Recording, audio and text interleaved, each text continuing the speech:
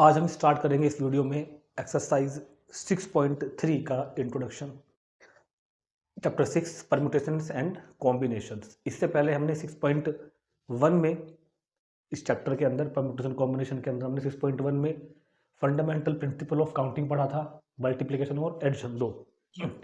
उसके बाद हमने 6.2 में एक नया नोटेशन पढ़ा था, फैक्टोरियल नोटेशन। उसके ऊपर कुछ एग्जाम्पल किए थे, कुछ क्वेश्चन किए थे। एक्चुअल में जो चैप्टर स्टार्ट होगा वो अब से होगा, और जो चैप्टर का नाम है, चैप्टर तो स्टार्ट क्या हो चुका है। 6.1 और 6.2 की बातें भी कोई फिजूल नहीं है, वो भी करनी थी हमको। लेकिन जो चैप्टर का नाम है ना, परम्यूटेशन कॉम्बिनेशन, वो अब शुरू होगा। अब से पहले तो हमने फंडामेंटल प्रिंसिपल ऑफ काउंटिंग पढ़ा था, फैक्टोरियल पढ़ा था। अब हम शुरू करते हैं आज का अपना जो हमारा चैप्टर का मेन नाम जो है परम्यूटेशन एंड कॉम्बिनेशन। ठीक।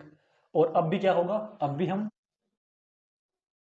केवल परमुटेशन पढ़ेंगे, परमुटेशन कॉम्बिनेशन, क्योंकि जो 6.3 है वो परमुटेशन के ऊपर बेस्ड है और जो 6.4 है वो कॉम्बिनेशन के ऊपर है, और फिर उन दोनों का मिसलनेस दिया हुआ है आगे। ठीक है, तो परमुटेशन एंड कॉम्बिनेशन में सबसे पहले एक सिचुएशन को क्रिएट करते हैं। ठीक है, क्योंकि पहले मेरे को चैप्टर का नाम बताना जरूरी है कि क्या मतलब है, परमुटेशन क्या चीज़ होती है, कॉम्बिनेशन क्या चीज़ होती है।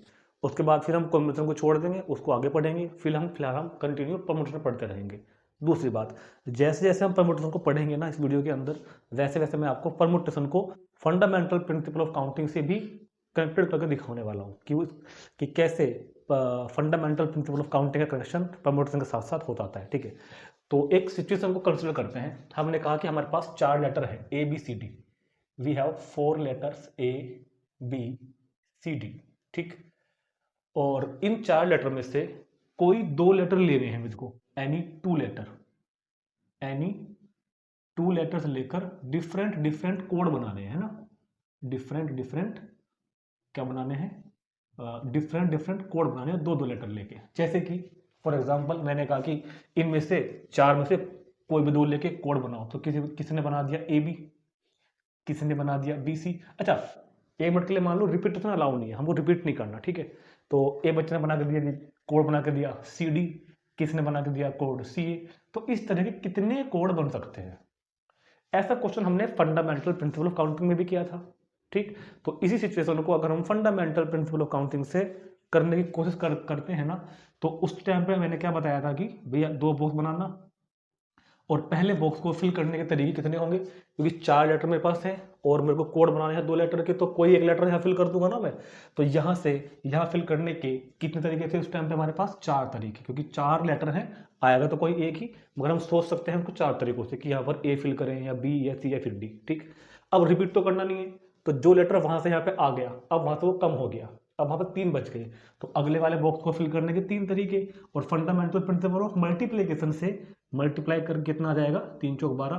तो अगर इसी क्वेश्चन को हम फंडामेंटल प्रिंसिपल ऑफ काउंटिंग से करते हैं तो आंसर क्या आ रहा है 12, कि इस तरह के 12 कोड पॉसिबल हैं जो ए बी सी डी इन 4 लेटर में से कोई 2 लेटर को लेकर बनाए जा सकते हैं। ठीक है, ये हमने पढ़ा था फंडामेंटल प्रिंसिपल ऑफ मल्टीप्लिकेशन में। ठीक, अब इन 12 के 12 लेटर को हम बनाएंगे, परमुटेशन कॉम्बिनेशन को समझने के लिए हम इन 12 के 12 लेटर को प्रैक्टिकली ऑब्टेन करके दिखाता हूं अभी आपको। ठीक है, तो करेंगे क्या, हम एक्चुअल में करेंगे क्या, सबसे पहले हम क्या करेंगे, मुझको करना क्या है, इन 4 लेटर में से मैं पहले 2 लेटर को लूंगा और फिर उन 2 लेटर्स को मैं अरेंज करूंगा।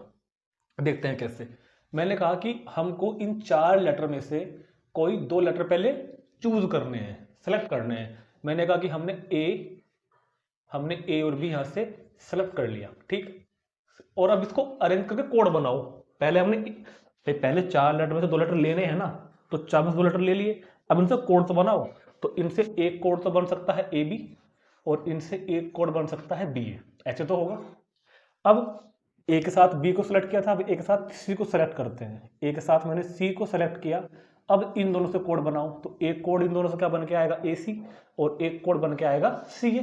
क्लियर है। अब ए के साथ डी को करो सेलेक्ट, जब ए के साथ डी को सेलेक्ट करोगे, अब इनको अरेंज करके कोड बनाओगे, ए डी और डी, अरेंज करना और सेलेक्ट करना, इन दोनों बातों में अंतर होता है। परमुटेशन कॉम्बिनेशन खेल ही सब कुछ इस चीज का है, अरेंजमेंट और सिलेक्शन। यहां पर मैं लेटर्स को सेलेक्ट कर रहा हूं, 4 में से 2 को सेलेक्ट कर रहा हूं, सेलेक्ट करने के बाद मैं इनको अरेंज कर रहा हूँ, एक बार ए बी एक बार बी ए, इन दोनों सिलेक्शन का अरेंजमेंट ये तो होगा, और तो कोई अरेंजमेंट पॉसिबल नहीं है ना।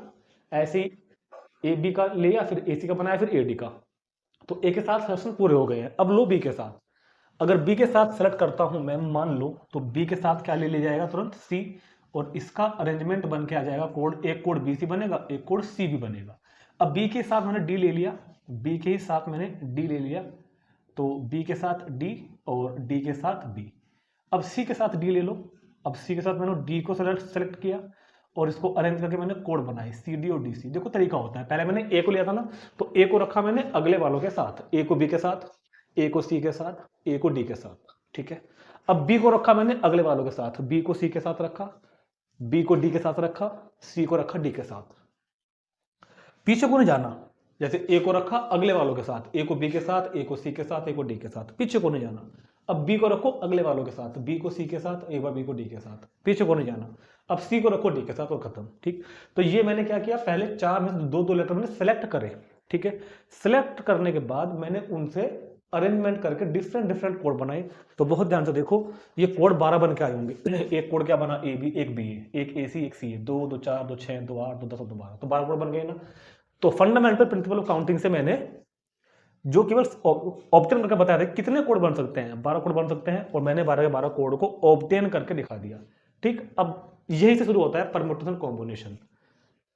जब चार लेटर में से दो लेटर को मैंने सेलेक्ट किया था, ध्यान सुनना, जब इन चार लेटर में से दो लेटर को मैंने सेलेक्ट किया, तो जो नीचे लिखा हुआ है सिलेक्शन, सिलेक्शन, ये वाला पार्ट, ये तो होते हैं कॉम्बिनेशन, ये तो होते हैं कॉम्बिनेशन, ये तो होते हैं कॉम्बिनेशन।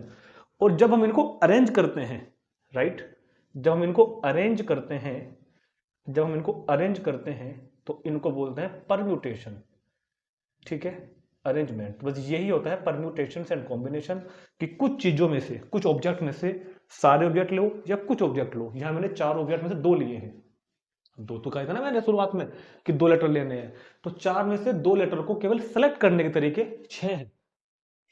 अगर क्वेश्चन ये आता है ना कि चार में से दो लेटर को सिर्फ सेलेक्ट करो, सिर्फ चुनना है, चूज करना है, ठीक है, तो केवल 6 तरीके हैं।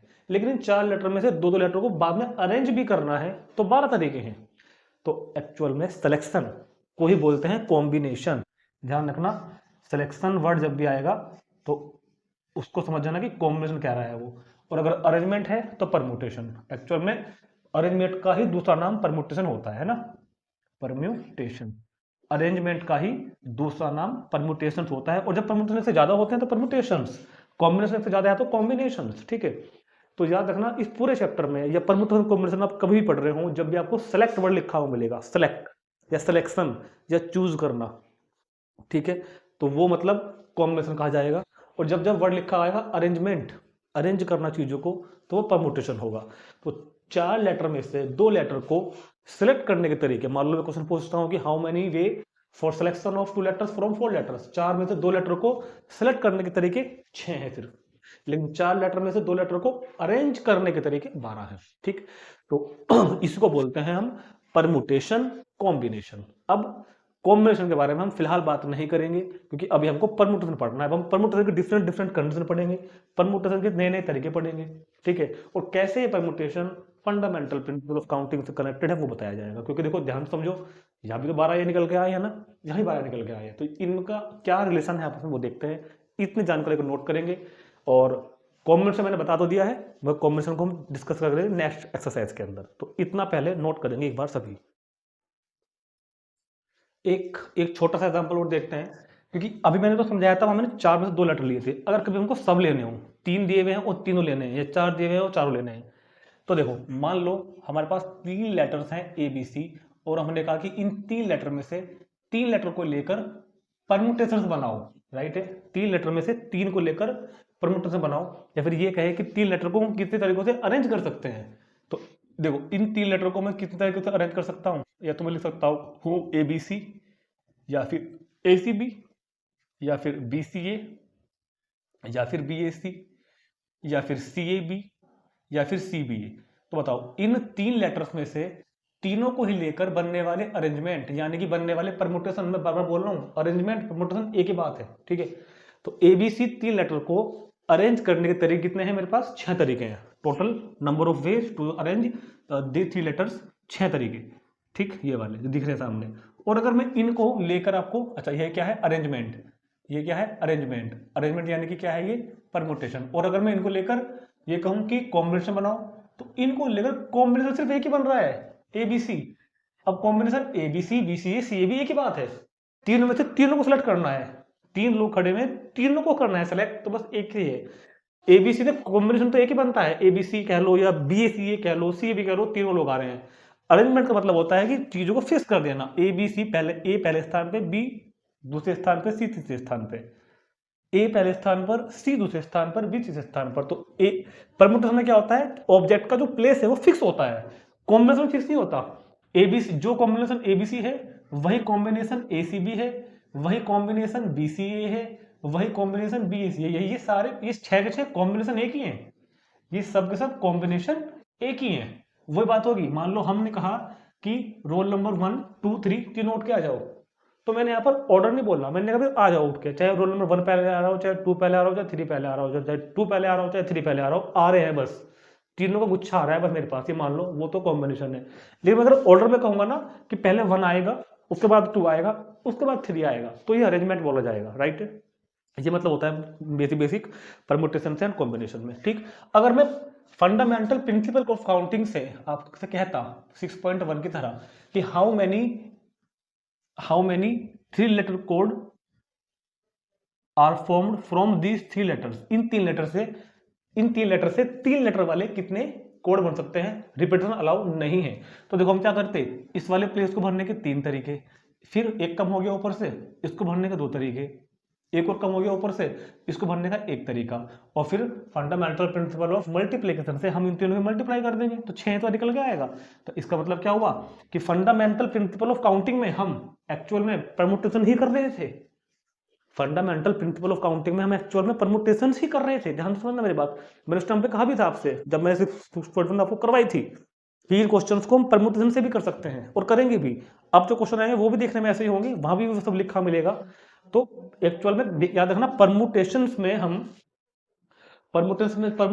क्या करते हैं, परमुटेशन में हम फंडामेंटल प्रिंसिपल ऑफ जो मल्टीप्लिकेशन है मेन, उसका यूज कर रहे होते हैं, राइट।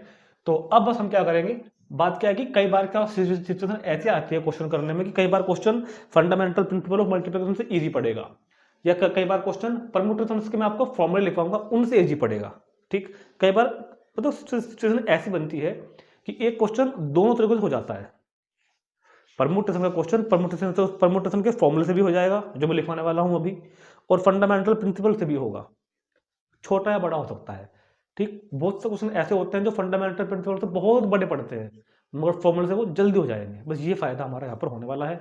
तो चलते हैं, अब हम बात करेंगे केवल परमुटेशन के ऊपर, परमुटेशन के डेफिनेशन पढ़ेंगे और कुछ उसके फॉर्मूले देखेंगे।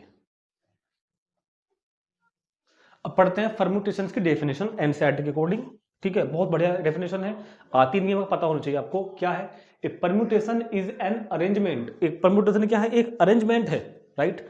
परम्यूटेशन क्या है, एक अरेंजमेंट है। A permutation is an arrangement in definite order of a number of objects taken some or all eight a time. मतलब क्या, दोबारा समझते हैं, परमुटेशन एक अरेंजमेंट है डेफिनेट ऑर्डर में। देखो डेफिनेट ऑर्डर ये लिखा हुआ है कि अगर मुझको एबीसी है तो ए का स्थान फिक्स है, बी का फिक्स है, सी का फिक्स है।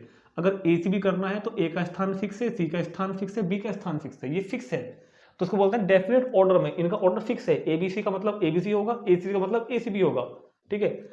Of a number of objects taken some और ऑल द टाइम, मतलब जैसे कि हो सकता है कि हमारे पास 3 ऑब्जेक्ट्स हैं एबीसी, और कई बार तो कहेगा कि तीनों में से तीनों को लेकर बनाओ परमुटेशन, कई बार कहेगा तीनों में से 2 को लेकर बनाओ, ठीक है।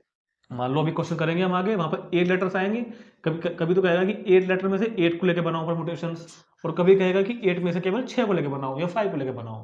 तो ये लिखा हुआ है टेकन सम या फिर ऑल एट ए टाइम। तो एक परमुटेशन एक डेफिनेट ऑर्डर का एक नंबर होता है जो कि दिए गए ऑब्जेक्ट में से सभी या कुछ को लेकर बनाए गए एक अरेंजमेंट को शो करता है। तो a permutation is an arrangement in a definite order of a number of objects taken some और ऑल एट ए टाइम। ठीक, अब ध्यान रखना, अगर कभी हमको वो क्वेश्चन में 8 में से कुछ नंबर लेने को कह रहा है, सम को कह रहा है, तो पहले हम लोग उनको सेलेक्ट करेंगे, उसके बाद अरेंज करेंगे। जैसे आप समझाया था स्टार्टिंग में कि 4 लेटर थे ना ABCD, 4 में से हमको 2 लेने थे, तो पहले हमने 2 को सेलेक्ट किया था, फिर उनको अरेंज किया था, राइट है। अगर कभी 8 में से 8 को डायरेक्ट लेना है, सबको लेकर बनाना है, तो फिर डायरेक्ट अरेंजमेंट कर दिया करेंगे, राइट है। मतलब हमको प्रैक्टिकली करना नहीं है, फॉर्मूले इस तरह से बने हुए हैं, ठीक है, ध्यान से समझना। अगर 8 लेटर्स हैं और 8 को लेकर अरेंज करना है तो डायरेक्ट अरेंज कर दिया करेंगे, मतलब आंसर ऐसा निकाल देंगे हम। लेकिन अगर 8 में से हमको कुछ को लेकर बनाना है तो पहले क्या होता है, पहले उनको सेलेक्ट करते हैं, सेलेक्ट करने के बाद फिर हम उनको अरेंज करते हैं।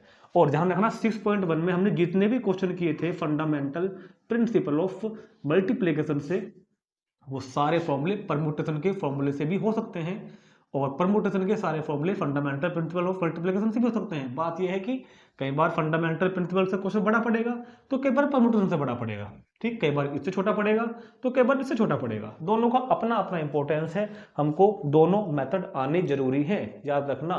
कंपटीशन एग्जाम में या आपके बोर्ड के क्या नाम 11th क्लास के एग्जाम में भी कई बार क्वेश्चन में ऐसी सिचुएशन बन जाती है कि फंडामेंटल प्रिंसिपल से क्वेश्चन जल्दी हो जाएगा, और जो फॉर्मूला मैं बताऊंगा अभी आपको 2-4 फॉर्मूले बताऊंगा, उनसे देर में होगा, या उल्टा होगा, कई बार फॉर्मूला से काम जल्दी हो जाएगा तो फंडामेंटल प्रिंसिपल से देर में होगा। दोनों का अपना अपना इंपॉर्टेंस है, दोनों हमको समझ में आने जरूरी हैं। तो अब चलते हैं परम्यूटेशंस के ऊपर कुछ फॉर्मूले लिखेंगे, कुछ 1-2 थ्योरम्स वगैरह हैं उनको पढ़ते हैं, ठीक है। तो डालते हैं सबसे पहला हेडिंग थ्योरम नंबर 1। तो पहली थ्योरम है, यानी कि पहला फॉर्मूला है, बहुत सिंपल सा फॉर्मूला है। लैंग्वेज लिखी है मैथमेटिकली तो थोड़ा सा अजीब लगेगा, लेकिन मैं आपको सिंपल भाषा में बताऊंगा तो बहुत सिंपल है, कुछ नहीं लिखा हुआ। ये सिर्फ ये लिखा हुआ है कि अगर मेरे पास n ऑब्जेक्ट हैं और मुझको इन n में से r ऑब्जेक्ट लेकर परम्यूटेशन बनाने हैं तो कितने बनेंगे, यानी कि मैं इन r में से, इन n ऑब्जेक्ट में से r ऑब्जेक्ट को लेकर कितने तरीके से अरेंज कर सकता हूं। तो इसको डिनोट करने का तरीका होता है NPR, मतलब ये एक लिखने का सिंबल होता है कि P तो नोट करता है परम्यूटेशन को, और N लिखते हैं इस साइड में, R लिखते हैं इस साइड में, कि N ऑब्जेक्ट में से R ऑब्जेक्ट को लेकर बनाए गए परम्यूटेशन का नंबर होगा।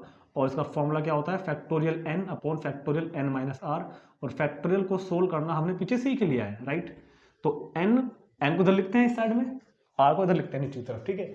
तो NPR यानी कि N ऑब्जेक्ट में से R ऑब्जेक्ट को लेकर, N ऑब्जेक्ट में से R ऑब्जेक्ट को लेकर कितने परम्यूटेशन बनेंगे, यानी कि N में से R को लेकर कितने तरीके से हम अरेंज कर सकते हैं, का फॉर्मूला क्या होगा, factorial N upon factorial N minus R। ये लिखा हुआ है the number of permutations of N different object, N different object में से taken R at a time, R at a time, N में से R को लेकर कितने तरीकों से हम अरेंज कर सकते हैं, यानी कि कितने परम्यूटेशन बन सकते हैं, को हम कैसे नोट करेंगे, NPR से।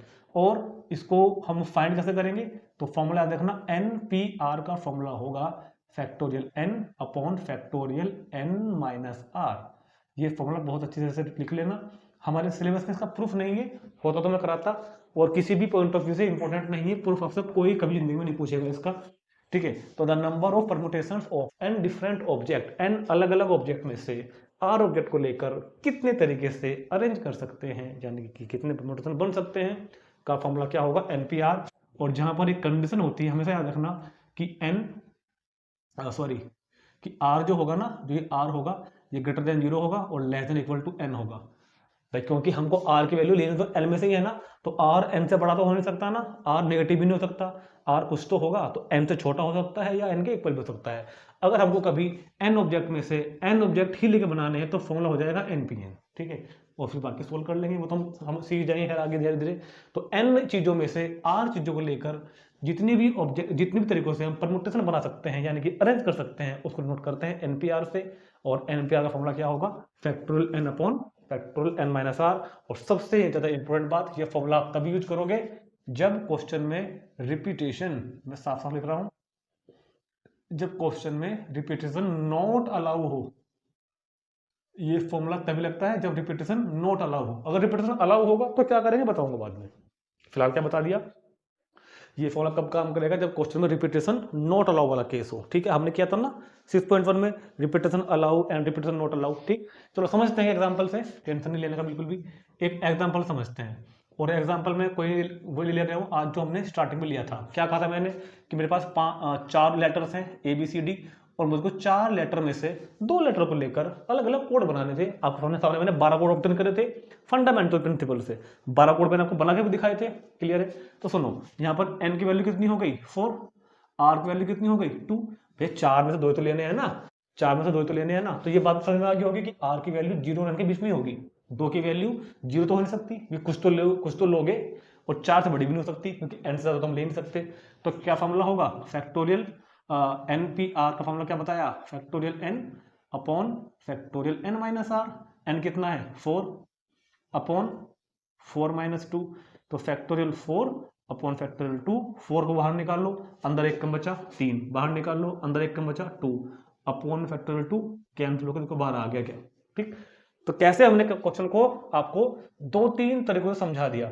इसी चीज को मैंने फंडामेंटल प्रिंसिपल ऑफ काउंटिंग से ऑब्जर्व करके दिखाया था आज। कैसे दिखाया था कि पहले बॉक्स को फिल करने के 4 तरीके, अब एक कम हो गया तो दूसरों को फिल करने के 3 तरीके। तो कैसे फाइंड करके दिखाए थे 12, और ये 12 के 12 मैंने आपको बना के भी दिखाए थे। ठीक, और ये फॉर्मूला कब लगेगा, जब रिपीटेशन नॉट अलाउ होगा, क्योंकि मैंने बताया था ना कि जो लेटर एक बार यूज कर लिया वो दोबारा यूज नहीं करेंगे हम लोग, तब कम हुआ था इधर। तो यार ध्यान रखना, जब भी कभी आपको परमुटेशन फाइंड करने हो n ऑब्जेक्ट में से, n डिफरेंट ऑब्जेक्ट में से, ये n ऑब्जेक्ट भी अलग अलग ही होने चाहिए। जो गिवन है मेरे पास, जो गिवन है ये भी अलग अलग होने चाहिए, और जो बनाने हैं वो भी सारे अलग अलग होने चाहिए, उनमें भी कोई रिपीट ना हो। राइट है? क्लियर होगी बात? तो n डिफरेंट ऑब्जेक्ट में से r ऑब्जेक्ट को एक बार में लेकर बनाए गए परमुटेशंस की, यानी कि अरेंजमेंट्स की जो नंबर होंगे उसको फाइंड करने का फॉर्मूला याद रखना, NPR is equal two factorial n upon factorial n minus r। और किस तरह से ये फंडामेंटल प्रिंसिपल से रिलेटेड है वो भी समझा दिया। सारी बातों का पूर्व आपके सामने है कि ABBA किस तरह मैंने आपको स्टार्टिंग में अरेंज करके दिखाए थे। तो इन बातों को नोट करेंगे, कुछ और चीजों को फील करते हैं। सबसे पहले इसको एक बार हम लोग नोट करेंगे। ठीक, सबसे मोटा मोटा हेडिंग डालकर लिख लेना, ये फॉर्मूला केवल तभी काम करेगा जब रिपीटिशन नॉट अलाउ होगा। ठीक, जब रिपीटिशन क्या होगा, नॉट अलाउ होगा। अब पढ़ते हैं थ्योरम नंबर 2। तो अब देखते हैं थ्योरम नंबर 2। अच्छा, इस थ्योरम में एक बात और बतानी थी बस रह गई, कि जो मैंने स्टार्टिंग में आज बताया था ना कि भैया 4 लेटर होंगे ABCD, पहले उनमें से 4 में से 2 को लेना है, पहले 2 को सेलेक्ट करेंगे, फिर उनको सेलेक्ट करके उनको अरेंज करेंगे। तो इस फॉर्मूले में ये काम सब करके आएगा, जो नंबर निकल के आएगा, मतलब अरेंजमेंट होने के बाद सिलेक्शन होने के बाद जो अरेंजमेंट बन रहे हैं वो बन के आ रहे हैं, जो नंबर आपका आएगा वो आपका फाइनली बन के आ रहा है नंबर। आपको इस चक्कर में नहीं पड़ना कि सिलेक्शन हो रहा है नहीं हो रहा है, सिलेक्शन भी हो जाएगा। इस फॉर्मूले में यूज करोगे, सिलेक्शन होके अरेंजमेंट होके जो फाइनल नंबर बन के आएगा, जैसे अभी 12 बन के आया था वो निकल के आ रहा है फाइनली। राइट है? क्लियर है? अब देखते हैं अगर रिपीटेशन अलाउ होगा तो क्या करेंगे। तो एक बात ध्यान रखना, इस क्वेश्चन को हम जब भी कभी इस तरह की सिचुएशन आएगी कि n में से मेरे को r लेना है, तो आपको फंडामेंटल प्रिंसिपल ऑफ काउंटिंग का भी यूज कर सकते हैं, कोई मना नहीं करने वाला, खुद की चॉइस है। फॉर्मूला भी यूज कर सकते हैं, दोनों बातें हैं, कोई नंबर नहीं कटेगा, क्वेश्चन दोनों तरह से ठीक माना जाएगा आपका। ठीक, वो आपकी चॉइस है आपको कैसे करना है। हाँ, कभी कभी क्वेश्चन छोटा बड़ा हो सकता है। अब देखते हैं ये वाला, फिर से लिखते हैं हम, the number of permutation, the number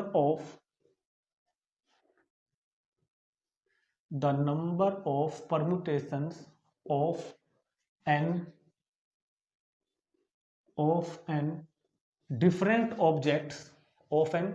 different objects taken are at a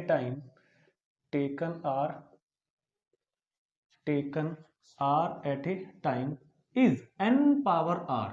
कब? ये कब होगा फॉर्मूला? जब रिपीटेशन अलाउ होगा।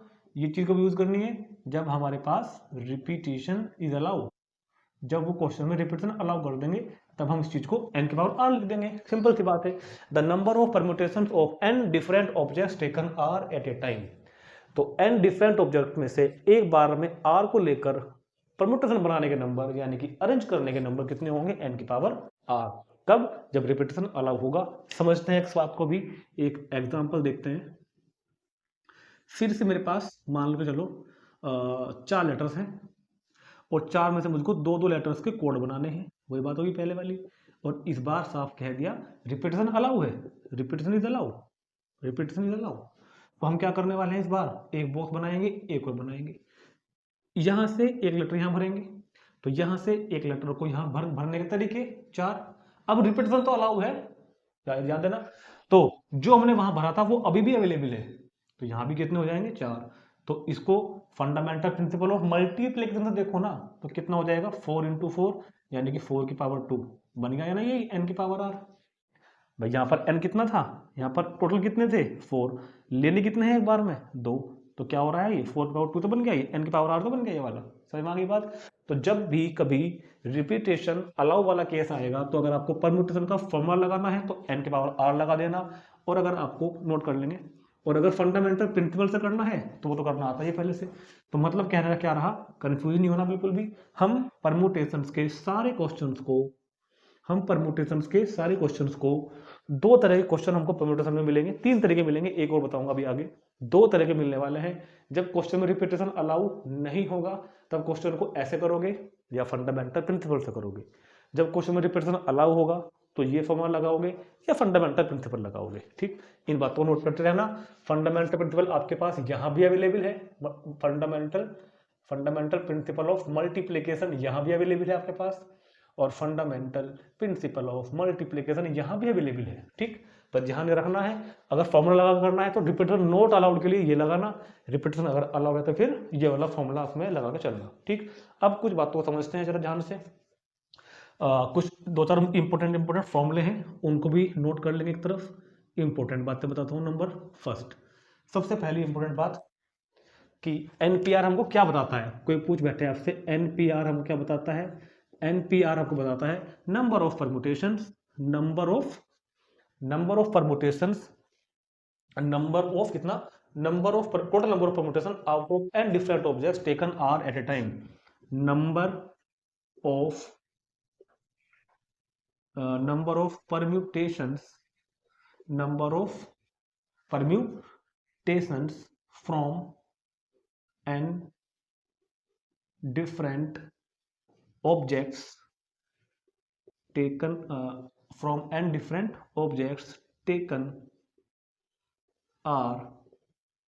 Eight a time. n अलग अलग ऑब्जेक्ट में से एक बार में r को लेकर बनाए गए परम्यूटेशन का नंबर क्या होगा, एनपीआर।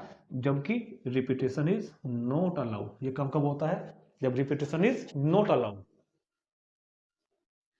ठीक है, दूसरा फॉर्मूला याद रखना है एनपीएन। अगर कभी एनपीएन आ गया तो इसका मतलब क्या होगा, number of permutation from N different objects taken all at a time, taken N at a time, N में से एन को लेकर बनाना है, रिपीटेशन इज नॉट अलाउड। ठीक है, तो इसका अगर हम डायरेक्ट फॉर्मूला देखें तो अगर मैं इसको वहां यूज करूं तो एनपीएन क्या बन के आएगा, factorial N upon factorial N minus N. ठीक है, और फैक्टोरियल अपॉन फैक्टोरियल 0, और फैक्टोरियल 0 की वैल्यू क्या हो जाती है 1, तो फैक्टोरियल एन। तो यहां से मेरे पास एक फॉर्मूला ऑप्टेन हो गया जो कि हमको याद रखना है। आज से हम इसको कभी भी डायरेक्ट यूज करेंगे कि एनपीएन की वैल्यू फैक्टोरियल एन, एनपीएन की वैल्यू फैक्टोरियल एन। मतलब अगर इसको आप लैंग्वेज में लिखो तो क्या बनेगा, number of permutations from N different objects taken all at a time. लिख दूं क्या, इसका मतलब क्या बन रहा है, इसका मतलब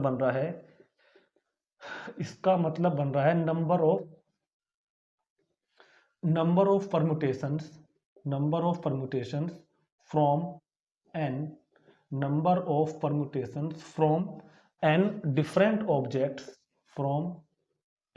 डिफरेंट ऑब्जेक्ट्स टेकन ऑल, यानी कि एन, और मतलब एन में से एन ले रहे हैं, टेकन ऑल एट ए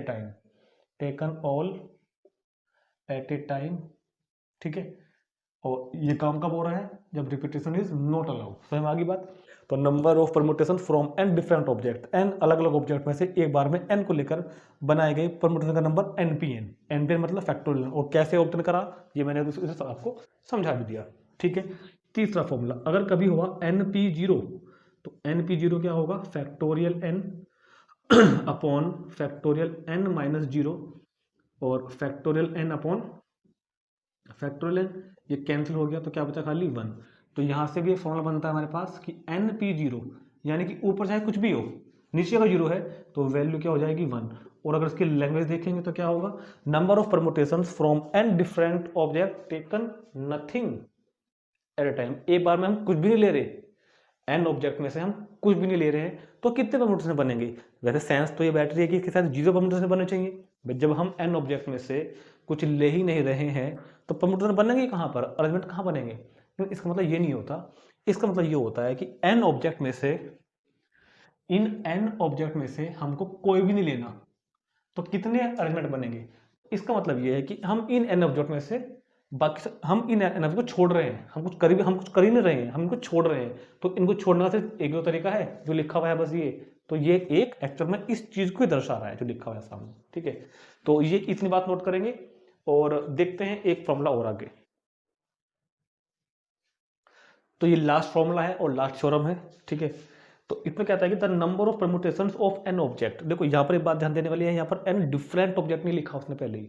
अब से पहले दोनों थ्योरम में मैंने एन डिफरेंट ऑब्जेक्ट लिखा था और मैं बार बार एग्जांपल भी ये वाला लेके चल रहा था, ए बी सी डी ई। जब जब जब ऑब्जेक्ट जो गिवन है वो भी डिफरेंट हो और जो बनाने हैं उनमें भी रिपीटेशन था या फिर रिपीटेशन नहीं था। रिपीटेशन का केस अलग समझाया मैंने। रिपीटेशन वाले में फॉर्मूला लगाना है एनपीआर वाला, और अगर रिपीटेशन है तो एन की पावर आर करना है, याद है ना। अगर रिपीटेशन नहीं है तो एन पी आर, रिपीटेशन अगर है तो एन पावर आर, ठीक। मगर अब क्या है, the number of permutation of an object, मतलब अब जो ऑब्जेक्ट होंगे वो सेम हो सकते हैं एक दूसरे के साथ। जैसे कि यहाँ पर लिखा हुआ है, मैंने एग्जाम्पल लिखा हुआ है इलाहाबाद। अब ऑब्जेक्ट देखो सेम हो रहे हैं, ए 2-3 बार आ रहा है, एल भी 2-3 बार आ रहा है, इस तरह से, ठीक है। तो the number of permutations of N objects where P1 object, जहां पर P1 objects are of one kind, एक तरह के होंगे, P2 object are of second kind, P2 object जो है वो दूसरे तरीके के होंगे, P3 object are third kind, वो तीस तरीके के होंगे। इज उसका फॉर्मूला होगा factorial n upon factorial P1 factorial P2 factorial P3, और अगर ज्यादा भी है तो ज्यादा लगाएंगे। दोबारा समझते हैं, एक्चुअल में ये समझ में आपको एग्जाम्पल में ही आएगा, ठीक है। बात यह है कि अब तक जो हमने पढ़ाया है ना, उसमें दिए हुए ऑब्जेक्ट सारे अलग अलग थे, ठीक है, और जो बनाने थे वहां पर रिपीटेशन था या फिर रिपीटेशन वहां पर नहीं था। अब जो होगा उसमें जो ऑब्जेक्ट हमको गिवन होंगे उनमें, जैसे कि यहाँ पर इलाहाबाद है, टोटल लेटर्स 9 है, कुछ ए रिपीट हो रहा है कई बार, ए 3-4 बार है, एल भी 2-3 बार है। तो इस वाले कंडीशन में आपको एनपीआर वाला फॉर्मूला नहीं लगाना, ना ही एन की पावर आर लगाना, ना ही फंडामेंटल प्रिंसिपल ऑफ मल्टीप्लिकेशन लगाना। इस सिचुएशन में ये तीनों ही काम नहीं करेंगे, ना ही तो एनपीआर काम करेगा, ना ही एन पावर आर काम करेगा, ना ही फंडामेंटल प्रिंसिपल ऑफ मल्टीप्लिकेशन काम करेगा। एक्चुअल में मैं सही बताऊं तो फंडामेंटल प्रिंसिपल ऑफ मल्टीप्लिकेशन तो काम कर जाएगा, तो कर जाएगा, लेकिन क्योंकि नो लेटर है ना, तो इनको अरेंज करते करते हमको बहुत टाइम लगने वाला है। तो इस वजह से मैं ये तो नहीं कहूंगा कि फंडामेंटल प्रिंसिपल यहाँ पर नहीं लगेगा, मगर बहुत बड़ा हो जाएगा, तो इसलिए कह रहा हूँ कि मत लगाना, ये मान लो, है ना, इसलिए बोल रहा हूँ, ठीक है। अब सुनो, बात क्या है कि क्वेश्चन नंबर एग्जाम्पल नंबर 9 देखते हैं अपनी बुक में। एग्जाम्पल 9 के साथ साथ मैं एक बार आपको थ्योरम दोबारा से क्लियर करा देता हूँ। तो एग्जाम्पल 9 में कहता है find the number of permutations, यहाँ पर अरेंजमेंट भी आ सकता था। Find the number of permutations of letters of the word Allahabad, Allahabad के जो लेटर्स हैं उस इलाहाबाद वर्ड के लेटर्स को कितने तरीकों से हम अरेंज कर सकते हैं, यानी कितने अलग अलग परम्यूटेशंस हम लोग बना सकते हैं। तो करना क्या है, पहले आपको देखना है टोटल गिवन लेटर कितने हैं मेरे पास, टोटल गिवन लेटर्स कितने हैं। तो टोटल गिवन लेटर्स 1 2 3 4 5 6 7 8 9। अब देखो इनमें कौन कौन रिपीट हो रहे हैं, फर्स्ट काइंड के कौन है, सेकंड काइंड के कौन है, इन विच, इनमें 1 2 3 4 4 तो ए है, 4 तो इसमें ए है, एल एल 2 इसमें एल है, सिर्फ वो देखना है जो रिपीट हो रहा है, जो सिंगल सिंगल है वो नहीं देखना, एल तो, और तो कुछ नहीं बचा ना, एच बी डी तो एक ही है, ठीक। तो total word can be formed, जो वर्ड बन सकते हैं, टोटल वर्ड या फिर total permutation can be formed या फिर total arrangement can be formed, total word can be formed. अब देखो क्या समझाया तरीका, ये काम कर रहा है यहाँ पर एन का, जो इस क्वेश्चन में नो लिखा है ना, नो 9, वो तो काम कर रहा है एन का, ठीक है। 4 एक तरीके के हैं, ये काम कर रहा है P1 का, 2 एक तरीके के हैं, ये काम कर रहा है किसका, P2 का। तो फॉर्मूला क्या हो जाएगा, factorial n upon factorial 4 into factorial 2। इसमें हमको ना ही तो एनपीआर लगाना, ना ही एन के पावर आर लगाना, और फंडामेंटल प्रिंसिपल भी हम यहाँ पर लगा नहीं पाएंगे। तो इस वजह से डैट कहते हैं कि the number of permutations of N objects where P1 objects are of one kind, ये P1 ऑब्जेक्ट हैं जो एक तरीके के हैं, ये P2 ऑब्जेक्ट हैं जो दूसरे तरीके के हैं। का फॉर्मूला क्या होगा? अच्छा अगर 3 आते तो फिर 100 डिवाइड करते, 4 भी आएंगे तो फिर 4 से कर देंगे, ठीक है। Factorial 9 upon factorial 4 into factorial 2, और इसको सिंप्लीफाई कर लेंगे एक बार। 9 8 7 6 5 4 पर रोक दो। ये करना हमने आपको सिखाया था फैक्टोरियल वाली एक्सरसाइज के अंदर। और फैक्टोरियल 2 की वैल्यू 2, ये से कट जाएगा, और 2 चौक 8, तो 9 चौक कितना 36, 7 छः 42 पंजे 210, तो 36 की मल्टीप्लाई 210 में कर लेना, तो 7560। तो बहुत ही इंपॉर्टेंट क्वेश्चन था ये इलाहाबाद वाला।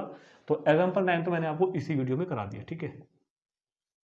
एग्जाम्पल 9 तो मैंने इस वीडियो में करा दिया। अच्छा अब अगर आप चाहो तो मैं आपको इस फॉर्मूले का प्रूफ भी दिखा सकता हूँ करके थोड़ी देर के लिए, वैसे जरूरत नहीं है, थोड़ा सा फील आ जाएगा। मैं आपको थोड़ा सा एग्जाम्पल बताता हूँ कि क्यों एक्चुअल में ऐसा हो रहा है, ठीक। तो बस वो लास्ट बात होगी। इससे पहले सारे को एक बार रिकॉल कर लेते हैं जितना ही मैंने इस वीडियो में आपको पढ़ाया अब तक। सबसे पहले मैंने आपको कॉम्बिनेशन बताया, परमुटेशन बताया। कॉम्बिनेशन में चीज़ों को सिर्फ सेलेक्ट करना होता है, परमुटेशन में उनको अरेंज भी करना होता है। कॉम्बिनेशन को हम पढ़ेंगे नेक्स्ट वीडियो में, फिलहाल मैंने आपको परमुटेशन बताया है। परमुटेशन में हम चीज़ों को अरेंज करते हैं, ठीक। और इस एक्सरसाइज के हर क्वेश्चन में आपको यही वर्ड लिख के मिलेंगे, परमुटेशन करना या अरेंजमेंट करना। इसके बाद मैंने आपको एक थ्योरम बताई जिसमें एंड ऑब्जेक्ट में से एक बार में आर ऑब्जेक्ट को लेकर हम कितने परमुटेशन बना सकते हैं जब रिपीटेशन नॉट अलाउ हो। तो फॉर्मूला क्या था? NPR। और NPR का फॉर्मूला क्या था? Factorial n upon factorial n minus R when repetition is not allowed, ठीक। और इस क्वेश्चन को हम बिना इसके भी कर सकते हैं, फंडामेंटल प्रिंसिपल ऑफ मल्टीप्लिकेशन से। और अगर n ऑब्जेक्ट में से हमको n ही लेके बनाने हैं तो क्या फॉर्मूला था? NPN, यानी कि फैक्टोरियल n। अभी ऑप्शन करके मैंने आपको दिखाया भी था, ठीक है। उसके बाद अगर n ऑब्जेक्ट में से r ऑब्जेक्ट को लेकर आपको परमुटेशन बनाने हैं और रिपीटेशन अलाउ है तो फॉर्मूला क्या था? n पावर r, और हम उसको फंडामेंटल प्रिंसिपल से भी कर सकते हैं। क्लियर होगी बात, ठीक। और कुछ मैंने आपको ये फॉर्मूले ऑप्शन करा के दिखाए थे, एक NPR का, एक NPN का, एक NP0 का, जो आपको अच्छी तरह से याद कर लेने हैं। उनका मतलब क्या है? इसका मतलब क्या है? Number of permutation from n object taken r at a time. यहाँ पर n में से n लेंगे, यहाँ पर n में से कुछ भी नहीं लेंगे, ठीक। इनके डेट वैल्यू भी मैंने आपको डेट निकालनी बता दी, ठीक है। फिर मैंने आपको बताया ये वाला फॉर्मूला कि अगर टोटल n डिफरेंट, अच्छा ये सब फॉर्मूले n डिफरेंट ऑब्जेक्ट के लिए थे, ये वाला फॉर्मूला n ऑब्जेक्ट के लिए है। देखो यहाँ पर ऑब्जेक्ट n है और कुछ सेम टू सेम बैठ रहे हैं, ठीक है। इनमें से हमको P1 एक जैसे हैं, P2 एक जैसे हैं, P3 एक जैसे हैं। तब अगर आपको परमुटेशन बनाना है तो फॉर्मूला क्या हो जाएगा? Factorial n upon factorial P1 into factorial P2 into factorial P3, ठीक। तो अब याद रखना जब हम क्वेश्चन करेंगे ना तो क्वेश्चन में हम एग्जाम्पल में और एक्सरसाइज में इन सारे फॉर्मूलों का भी यूज करेंगे, फंडामेंटल प्रिंसिपल ऑफ काउंटिंग का भी यूज करेंगे, और मैं हर क्वेश्चन को आपको डबल डबल दिखाऊंगा करके, फॉर्मूलों से भी और फंडामेंटल प्रिंसिपल ऑफ मल्टीप्लिकेशन से भी, ठीक है। अब थोड़ा सा एक बार जरा देखते हैं इस फॉर्मूले के बारे में। इतनी बात को नोट कर लेंगे कि एक्चुअल में ये फॉर्मूले में ऐसा हुआ क्यों है, ठीक है। वैसे तो जरूरत नहीं है और जरूरत तो कहीं भी नहीं है, फिर भी अगर किसी को जानने की क्यूरियोसिटी है तो क्या दिक्कत है देखने में। थोड़ी देर के लिए मान लेते हैं कि मेरे पास 3 लेटर हैं ABC,